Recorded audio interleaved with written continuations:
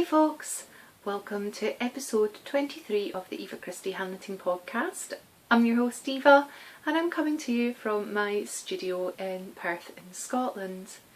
It's definitely autumn here, there's a real freshness to the air, the leaves are falling from the trees, I'm craving soup, so I'm so glad that I've just been working away on blankets and socks and things recently because it's nippy toe season, folks.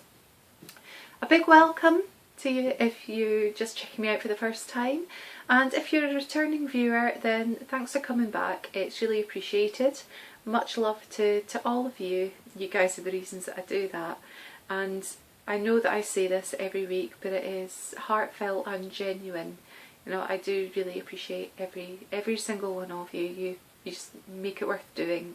I really appreciate all the love and support from you guys. You'll find me all over the internet. I'm getting a wee bit more active again on it these days. I'm Eva Christie Handknitting on Facebook and Tumblr. I'm at Eva Knits on Twitter.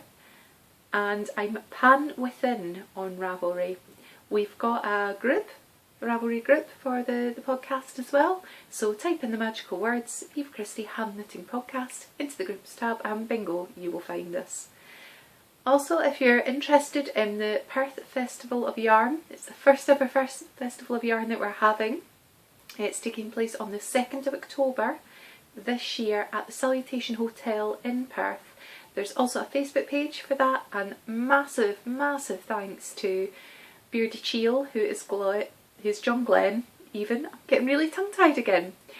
John Glenn from Beardy Cheel's Knitting Banter. He's been setting up the website for the festival as well, so go and give that some love.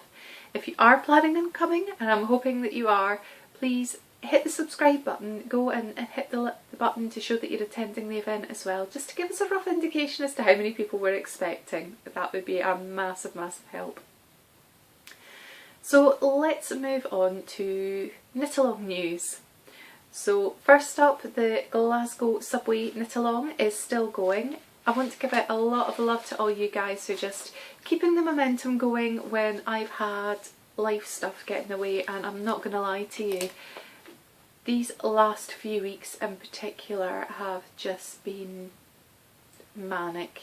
And here is a parental guidance warning just for a moment, because this usually is family friendly, but I can't wait till the fuck Mercury stops being in retrograde, because it has been horrific. It's been really bad, and there's a lot of stuff here that I'm just not going to talk about on the podcast, because this is supposed to be a happy smiley place and I really just don't want to bring the vibe down. But it's been a very trying time for a lot of things. So moving on to the Glasgow Subway Cal, what I've done is I've kind of moved away from the pin board because I've got so many people over so many stations and it's getting quite difficult to kind of show that to the camera at the mall, and for everyone to see where everyone is, and to a certain extent it's, if you're taking part in the Cal, it's your responsibility to track your meterage that you've knitted, but I'm going to try and keep up to it on a week to week basis as to who's at which station. Okay. So starting at station number 1 Cessnock, we have Miss Katie Ann, Mary Punk, Little Bee and Oozle, and Woolen Flute as well. At Ibrox we have Carolyn Mack, Leila Spencer 15 and Vivacia Knits. At Govan we have Tall Polish Girl, Yarn Girl 900, Sam Glover, Bobby's Mom 77, Hickey Thump, Silverdale 11 and Mint Pixie. At Partick we have Whiskey Girl and Delaney 33. At Kelvin Hall we have The Yarn Goes On, Rainbow Ange, and at Hillhead we have Handbag Crazy and Ladybug Lily. I have a feeling that I'm at least at Hillhead at the moment. I've been making a note of my meterage, I just haven't added it all together, and that's purely because the studio is just a work chaos at the moment. There's been problems with the supplier for the carpet, so it should have been fitted well over a week ago and it hasn't, so I've still got bare floorboards. I've had to start moving about furniture, boxing things up. while I'm trying to get organised for Perth Festival of Yarn. It's mad, so I do hope that you will excuse me on that one, but I am still participating in this, Cal, and loving it. So back a little bit to my notes. I'm jumping back and forth in my notebook here. The other knit along I want to touch on is the blanket blowout that I'm hosting this September. So this was news that came a bit late. It is rather an informal knit along. Initially it was just going to be for anyone working on any sort of blanket throughout this month. It does not need to be a new project. It does not need to be finished by the end of the month. There's a chatter thread in the group, and there's also the kind of not quite finished objects. Sorry, I can feel sneeze. Or maybe not. Excuse me. How embarrassing is that? I'm not going to edit that out because it's just going to be mad. Yeah, so it's not a finished objects thread, it's more a show me a blanket thread, so you get one entry per blanket that you have worked on in the month of September. So it doesn't even need to be a Cozy Memories blanket, folks, anything at all. So go into the post. Like I said, it was going to be it is informal. There wasn't going to be a prize because I feel I've been giving them out left, right and centre a bit recently, and being quite honest with you, my finances aren't in the best shape that they possibly could be, and that's just because I'm funding everything for Perth Festival of Yarn in my own pocket until I obviously will cover my expenses afterwards, or at least I hope I will cover my expenses.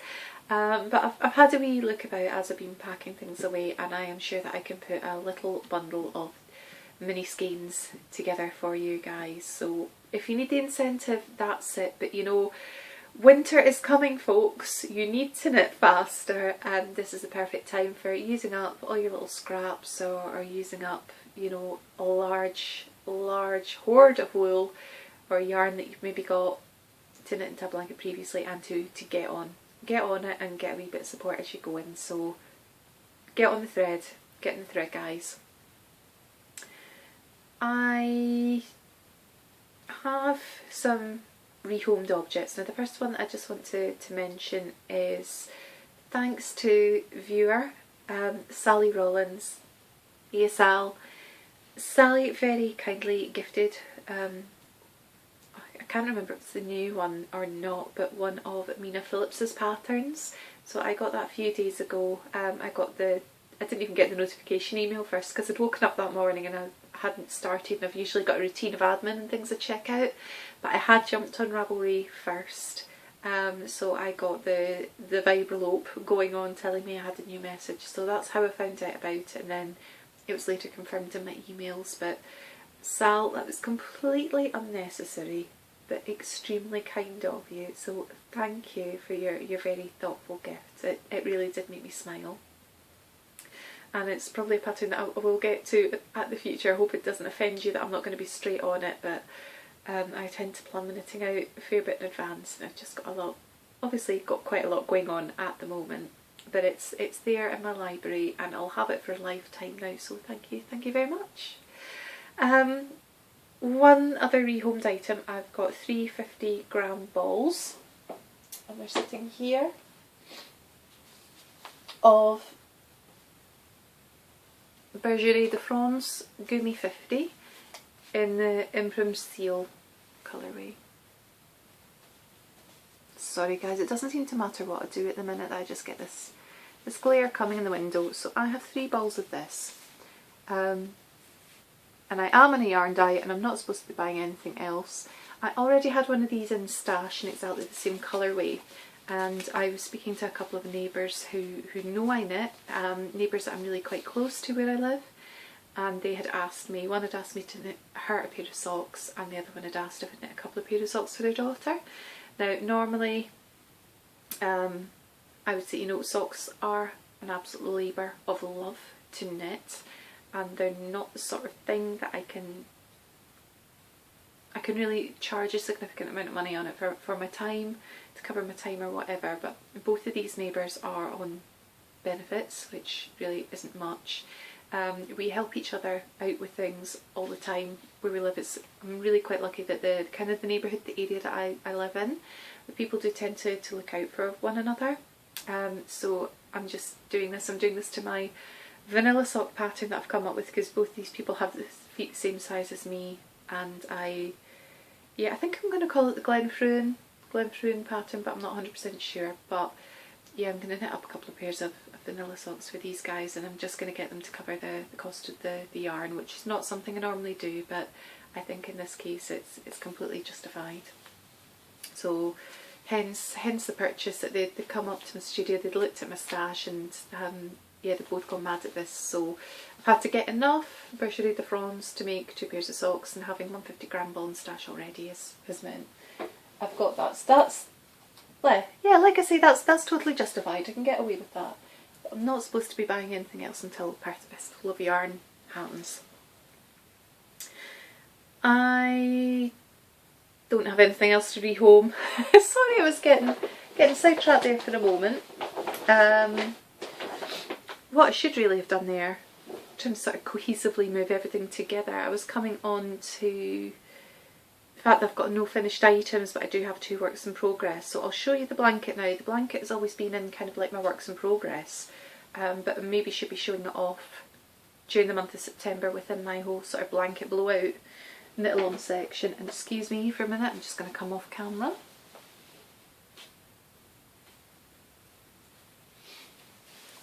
There we go. Right, my blanket. Oh boy, have I been giving my blanket some love since I last spoke to you. So this is the 4th section, and I'd ended up squaring it all off. So each square section was a 4x4, which was taking me up to I think 64 squares. And I've now gone on for the kind of row 5x5 on section 4. So I'm just going to run over the yarns that we hadn't spoken about previously. So I don't think I mentioned this one. This one here is Ostermann Step, and I'm not quite sure of the colourway name because they just give these numbers. It's a German brand. And do you know what, I'm just going to pop back a minute, because I showed this to you last time and it just was blowing out. It wasn't coming up correctly at all. This is This Boy, This Boy Podcasts, This Boy Knits David Drake's. This is his Dams and Dreams colourway on 100% merino base, and it's just amazing, and that is showing up a lot better. It's still not quite 100% accurate, but a lot better than it was last week. So yeah, Ostermann Step. This one came from Lily. Hiya Lily. I was watching episode 8 earlier on, and you made me cry. You made me cry just with your such kind words. Blown away. I feel very much the same way too. I'm so glad that I've made such a good friend in you, and I think this is something that will just continue throughout our lives now. Truly a kindred spirit. But if you'd watched the previous episodes, you'd know that I got a couple of sock packages in. I got one from Lily and I got one from Christie. Hiya Kirsty, who's Little Bee Podcasts. So I was just desperate to get some more of their skeins into my blanket. This is Lily. This, I believe, was Nerd Girl Stomp, and I did have the tag here yesterday when I tried to podcast, but the glare was so bad I had to put it aside, and now I can't find it. I believe it's Nerd Girl, or is it Bounce and Stomp? No, Bounce and Stomp by the Nerdy Girls.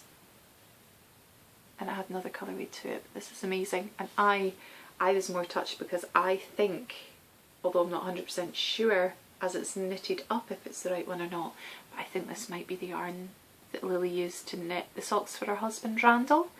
It's Farmer McDonald socks. I could be wrong, but I have been coveting those socks. I think she should just send them to me in the post because I love them.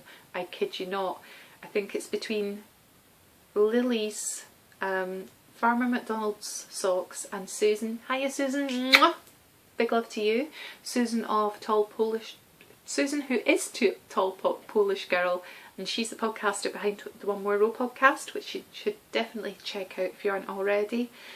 She has done the most amazing pair of socks with elephants on them. It's elephants and all sorts of other geometric patterns, and oh my god, they are awesome. those are my ultimate socks. They're way, way out of my skill set, but I'm salivating looking at them. They are just, they're out of this world, girls. Totally in awe of you.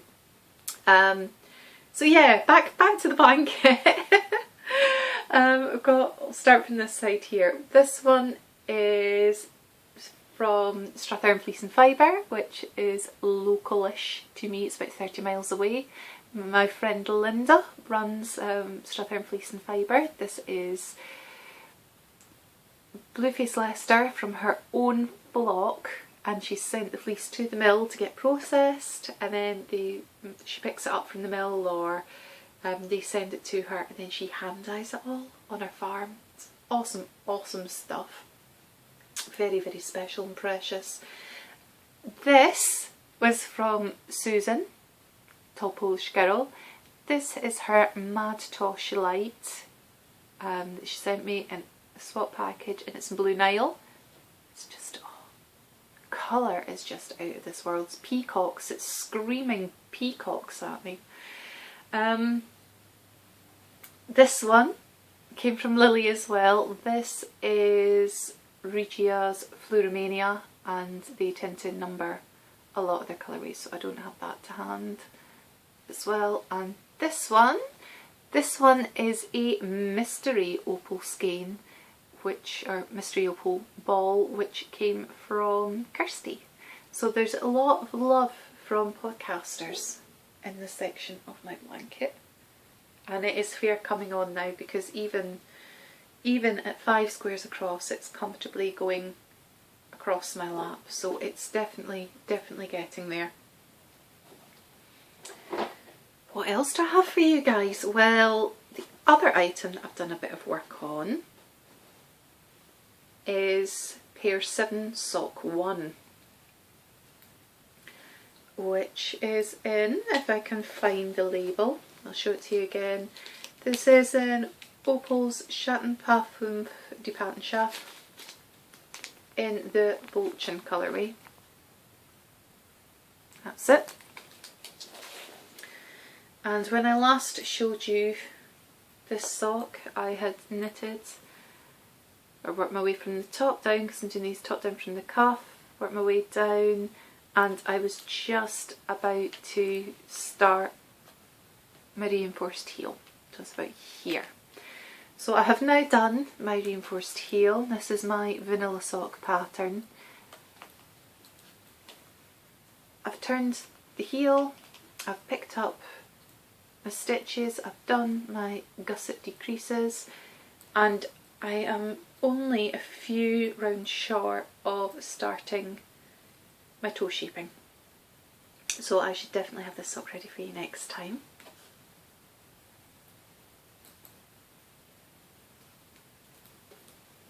I'm just thinking, because when I come up with patterns and designs, the majority of them are named after places on the west coast of Scotland, close to where I grew up.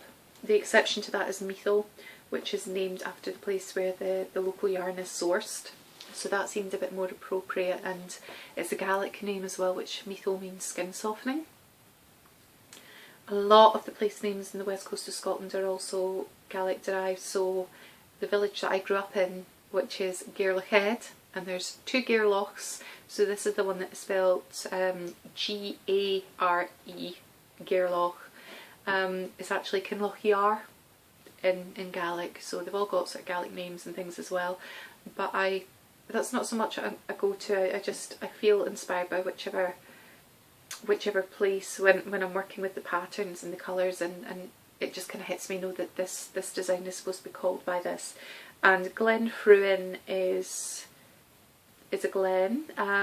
There is a boulder on the trail which notes an historic battle between Clan Colquhoun, and I can't remember who the other clan were, way back in kind of like Jacobean type times.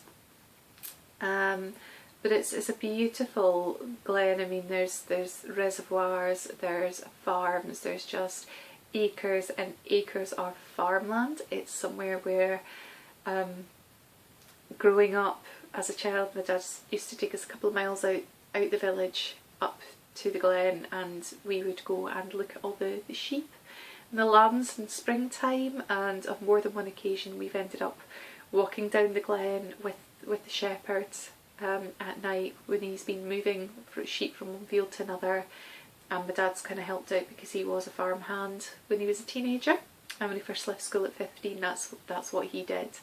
So he's used to that, so he would be picking up some of the lambs that are maybe just a little bit too small and too weak to be able to move very far, and we would walk and we would drive the sheep among the glen. And even the times as like a older teenager, you know, sort of leaving the village, walking the good few miles to the start of the glen, walking the distance of the glen, which is like a good got to be 10 miles, and then down in through the back of Helensburgh, down off the old Drovers roads, and then I would, rather than walk the full distance again, or the 8 miles between Gairlichead and Helensburgh along the main road, which isn't an especially busy road, but it's the main thoroughfare through, you know, just jump on a local bus and head home again. So there's a lot of really special and evocative memories there. I absolutely love Glenfrew, and it is a very, very special place. And it's just to be thinking about all those long walks that I did as a teenager. Walking socks, obviously the connections there, but I'm not sure if it's Glenfrew. And there were another few sort of special walks that I used to do as a child, so we'll see. So I'm not committing to a name to it yet. I think that's the point I'm trying to make. But that's where I am with my items. As for other things I've been doing a bit of reading. See if I can find the books. Here they are. I've just put my blanket down on top of them, so that was really, really clever. Okay, Black Eyed Susans by Julia Heberlin. This is an amazing psychological thriller, guys. If that's your genre of choice, even if it's not and you fancy giving something, this is pretty dark and gruesome. I finished this novel. I am thrilled that I actually worked out who done it. Yeah, because I don't always in these novels, and I think sometimes they are so well written and there's so many red herrings that there's just no way you're going to work it out. I'm not sure whether I just got lucky with this one, or whether there were maybe just enough hints in the text. Certainly as you progress, it does kind of lean a bit more towards one perpetrator of the crimes, but regardless, this is a fabulous read, so I definitely recommend it. And I also go back to Les Mis by Victor Hugo. Here's my copy. So I am now 29.2% of the way through Les Mis, so I'm going to give this book a bit more love, especially now that the Darker Nights are coming in, and to get through that one. I've watched a few things. I'm a big fan of Casualty. It's always been a guilty pleasure. We're now on series 31 of Casualty, and I think it was episode 4. Yeah, I'm sure it was episode 4, so I've watched that. I also watched, to my absolute shame, the new Seth Rogen film and Edward Norton film, Sausage Party. I saw the trailers, it looked hilarious. I've been doing with a good laugh recently, so I went and saw it about a week ago. I think it was last Tuesday or Wednesday afternoon. Maybe it was Thursday afternoon. I don't know. All my days are running one into the other at the minute. But I caught an afternoon showing of it. There were only about another 5 people watching it in the cinema. Which to a certain extent I'm glad about. There were some proper laugh out loud moments. There was a lot of it that was very, very close to the bone in terms of where are you going with these jokes. I'm not sure that that's completely appropriate. And can I just say that I'm completely horrified with something that happens at the ending. So yes, it's definitely not one for minors. In the UK you've got to be 15 or over, and even at that I would have thought at 15 it's a bit, yeah, a bit risque. Risque is not even the right word. I was really quite shocked and felt quite embarrassed watching it, to be honest. But the rest of it, there's a lot of humour in there. It has been very well thought out to a certain extent, and yes, there were elements where I had a damn good laugh. For listening, I finished an audiobook that I put on hold for a little while, so that's After Dark by Haruki Murakami. Murakami is one of my favourite authors, and I have previously read After Dark. I think I've read it in the last couple of years. So it was good to go and revisit that back as an audiobook, and I've mainly been listening to it while I've been painting our upstairs bathroom. That essentially has been my biggest work in progress. And I've been catching up on podcasts as well, because certainly there was an absolute multitude of them piling up back to back while I was taking part in Perthshire Open Studios and getting on with other stuff. Carolyn, I watched you and Ewan last night, and he was an absolute riot. Loving him to bits. Carolyn McPherson, guys, she is the brains and the beauty behind The Next Beautiful Thing. She co-hosts most of the time with her son Ewan, who's just fabulous. I love him to bits, although Carolyn, I understand that's got to be hard going sometimes, but you are an amazing mother. Yeah, take a wee bit of strength in that, because I know it's not easy, and I know you've just been having a really difficult time on so many levels as well. But yeah, Mercury's almost out of retrograde, or almost there. It will ease as of tomorrow. So what else? What other news have I got for you? Like I said, there's a lot of the life stuff that I'm just not wanting to go into. You'll be bored. Yeah, and like I say, I just don't want to bring the atmosphere of the podcast down too much either, because I do feel that maybe over the last few weeks or so, it has been a bit quieter, a bit more subdued, maybe not quite as upbeat and bubbly as I normally like to be. And folks, that's just life sometimes. My podcast is genuine, it's honest, it's not always going to be roses round the door and chocolate boxes and all that sort of stuff. It's real life. But what I would say is that, you know, my creativity's really been coming on as well. It always tends to in autumn. Autumn is my time of year. My birthday's in autumn. All the big life events that take place in my life really have been in the autumn or early winter. I love the freshness in the air, the change, everything. It just always feels like such a magical time to me. And yes, my creativity always just seems to come into another cycle and gets really spurred on this time of year. So first up, probably the thing that I am most excited about is I have started to hand dye yarn. And I was keeping it on the down low because I do feel that this is maybe something that a lot of podcasters do. And I think sometimes it feels like, oh, I'll do a podcast and I'll start knitting and I'll start showing, and then, oh, all of a sudden I'm opening an Etsy shop because I'm dyeing yarn, and each to their own on what they want to do.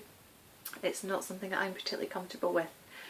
I came to the podcasting with a background as being an artist. I've got a degree in music, but it still is a Bachelor of Arts degree.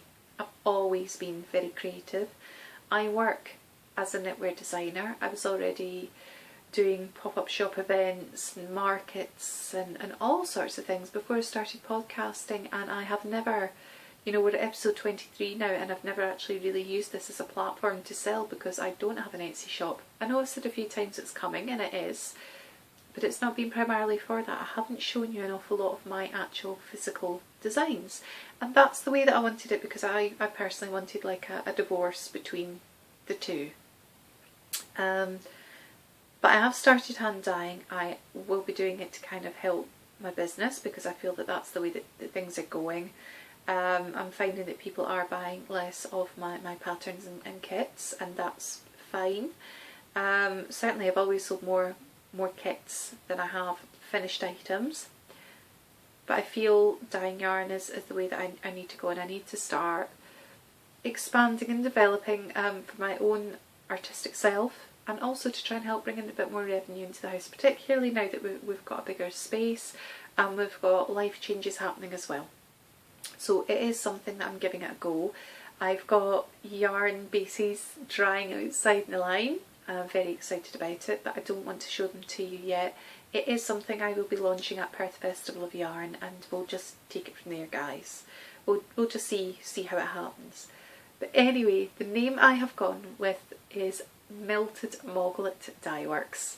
Melted Moglet Dye Works is inspired by the antics of the dastardly Grumblestiltskin and brewed under the watchful gaze of helpful knitting cats Smeagol and Martha Bean in Perthshire in Scotland. And that's the blurb that's going to be on my label. The logo is being finalised by the graphic designer that I do a lot of work with already. So really excited about that, and I will show it in due course. See how it goes. If it falls on its feet, it falls on its feet, but it's something that I thought about. I'd had a lot of anxiety about doing it. I wasn't sure how comfortable I felt about possibly showing it in the podcast. I'm not going to have shop updates. I'm not going to do stuff like that. I know that some of my dear friends do, and other podcasters do, and it's not a dig at them because everybody does things for their own individual way and purpose. I may show some yarn, but I'm not going to declare shop updates. That may change. We'll just see how it goes and see what you guys want and such. The other big bit of news is that I am going back into education of sorts. So starting tonight, I begin a 10-week textile screen printing course. And alongside that I'll learn about sort of digital printing onto fabric and such as well. And this is a course I'd actually fancied doing upholstery, and then I looked up the details and thought, I don't think I'm going to get much out of that, and I'll maybe do it and do one chair and that'll be it forever. Whereas I read the spec on the screen printing, and it was never something that I actually did when I was studying art at school and all these things. We just didn't really have facilities as such, time and financial constraints. You know, you've got schools have got budgets, but it's something that I've always been interested in, and I've got some lino prints, original prints for my studio, which I'll show you once I get everything completely sorted and they're framed and they're up, rather than showing them off to you just now. But it is something I'm doing because I was looking to develop my whole sort of textile repertoire, sort of holistically, and it is an area that I want to go down, and I have ideas as to how I can incorporate that into my dyeing and such as well, and possibly finish designs. So watch this space basically, but I'm really energised. I got really excited because about a week ago I got my confirmation letter through the post saying that there was enough call for the course to go ahead, and then we're on Wednesday now. Saturday morning I got a letter through the post with more details about the materials I needed for the course. It's like, it hit me. It's like, this is happening folks. And Josh was just as excited for me as well. So I've had sketchbooks to buy and certain types of cartridge paper, and even going back out and buying a new set of B pencils and putty rubber. I've not done that since secondary school when I was seriously art minded. So it's really exciting, and I need to just nip out once I've finished recording this podcast to pick up another few bits and pieces ahead of the course starting tonight. But it's going to be a couple of weeks into it before we get down to the proper screen printing, but it looks really thorough. I'll even be taught how to build up the frames myself. So yeah, watch this space. Really exciting things coming. So my love to the usual folk, you know, my Scottish clan, and by extension, you know who you are, you guys that are part of that as well, even though you're not based in Scotland. I'm really enthused about the Perth Festival of Yarn. It's really coming together. I believe we've got 14 vendors now, so we're probably kind of like at that plateaued with the vendors because we don't want to overcrowd it. Check out the website. John's been doing loads of amazing work there. There's even articles about whether if you're coming and you're needing accommodation or you know, recommendations of places to eat and such. It's all there. So yeah, all that remains is for me to wish you love and happiness like I always do. So happy knitting, happy spinning, happy crocheting, happy sketching, happy textile printing, happy whatever it is that you do. Look after yourself, be kind to yourself, and look after one another. I'll say it again, Mercury is coming out of retrograde, folks. It's all going to be okay. All these really sort of big conflicts and communication and everything are going to ease. It's going to get a bit easier from here on in. This is the last phase this year. Mercury's gone retrograde 4 times this year. We've really been hammered with it. So much love to you all, and I will hopefully speak to you in another week's time. Bye.